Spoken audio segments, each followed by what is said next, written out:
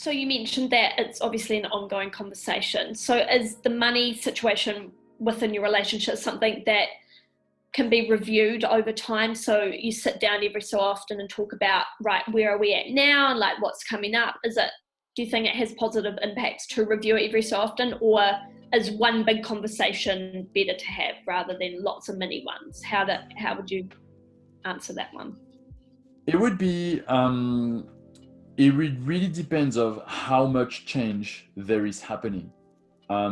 If everything stays the same, like the amount of income that you have remains the same and your spending remains the same, then keep going as it is. There's no need to have a conversation. If you're happy with the system, how it goes, as long as you're clear, that's fine. Now, if you feel that there's a need, then engage the conversation. Don't wait for it. But my recommendation is to give yourself, as a couple, milestones. So it's nice to have goals. It's nice to say, let's say by the end of the year, we want to be able to reach 5,000, or we want to be able to reach 10,000, or something like this, like little baby steps there and there that as a couple you put together. And once you reach that step, basically you can stop, have a discussion, and be like, what is the next step? So this will keep the conversation going on a daily basis. Will give you some little baby step that you can check, and you have that fulfillment, that you're satisfied that you have achieved something.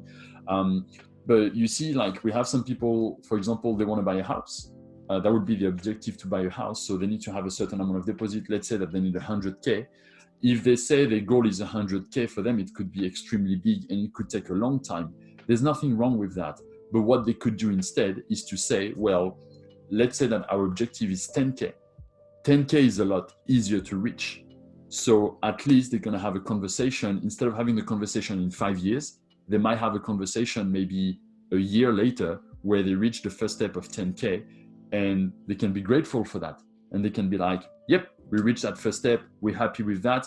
Now we have 10K. Let's move on to the second one. That worked pretty well. We did a good job, and we can place maybe those 10K to make a bit more money, and we can carry on with that. So milestones and baby step will give you that fulfillment and satisfaction, and will keep the conversation alive in the relationship. Right. Okay. That's really good advice. How about those impromptu purchases that can happen? Say you see something in the shop and you're like, I must have that right now. And it's kind of an impromptu purchase.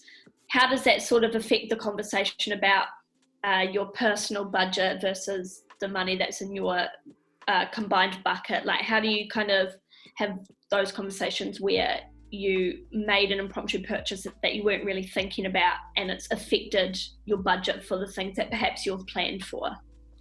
So once you start to enter such a process that tells you, I have a certain amount of money that I'm allowed to spend on whatever I want per week, basically it's gonna turn your whole world upside down. Because instead of telling yourself, I'm gonna go out shopping and just spend until I collapse, you're actually gonna go out shopping and say, I have $150 to spend.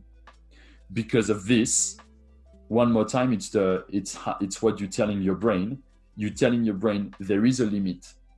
And because of that, you're actually gonna think twice before you buy something. So you know that you're limited to spend 150. And so when you see that article, either you're going to have one article that's going to be $150, either there's two articles that's going to be $75 each. Then you're going to start asking yourself, what is the best investment?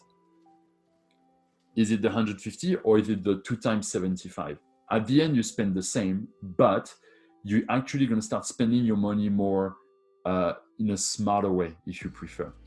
And this is the magic behind having that conversation and that system, is the fact that the reason why there's tension in relationship is because the way that money is spent is not controlled.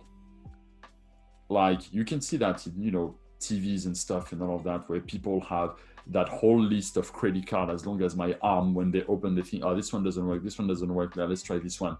And they're just getting crippled by debt and all of that, and they never get out of it. So once you start turning the problem in the other way and putting a system in place, actually when you go out, you know exactly how much you can spend. So you're gonna really think, I want to spend on this, I want to spend on that. Or if there's something that you want to buy that is over your budget, then you're going to tell yourself, well, I need to save maybe 2 weeks or 3 weeks before I can buy it.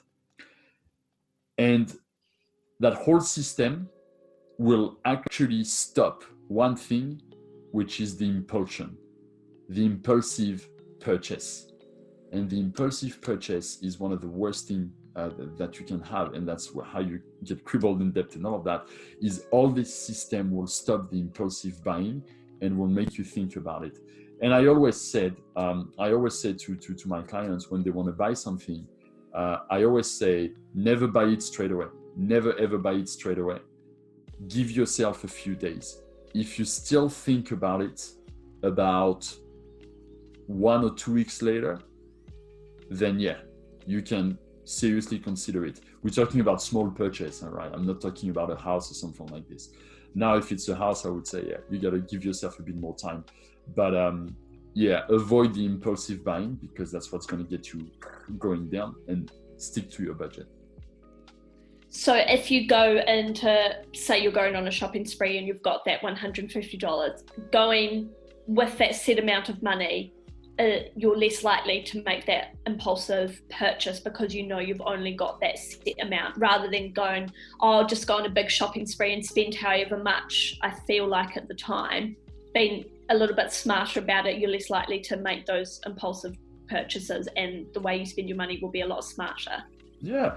And you know, it's also, it makes you appreciate what you have as well. It's about appreciating what you have. And yeah, and you know, it's I remember when I started to put this process in place, because that's the process that we have at home. I reviewed the way that I was spending money and all that type of things. And you know, the first thing that I did is I had a look at my wardrobe, for example. And I had a look at my wardrobe, and I was like, do I need to go buy more shirts? Do I need to go buy more jeans? Do I need to go buy more shoes and all that type of things? And I realized I don't.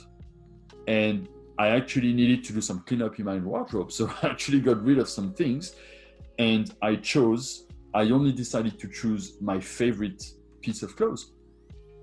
And at least those things makes me happy, and that's why I keep them. And I don't need to have like an extensive wardrobe. What I have is great. And so instead of spending money on clothes, I will be a lot more careful, and I will only spend money on something that makes me happy. So I appreciate it even more. So it doesn't mean that what I spend money on is cheap things. No, sometimes it takes me like literally 6, 8, or 10 weeks to save for something that I want to buy. But when I buy it, I'm like, yes, there's a huge satisfaction, and I enjoy it a lot. So it helps me to clean up all the non-essential things that I have, focus on what makes me happy, and it benefits my wallet, and it benefits the long-term goal. Because not only I can spend money on things that makes me happy, but on top of that, I have a budget to go on holidays. And we have a budget that is getting built for our retirement, and we have a budget that is getting built for a deposit for a house, for example.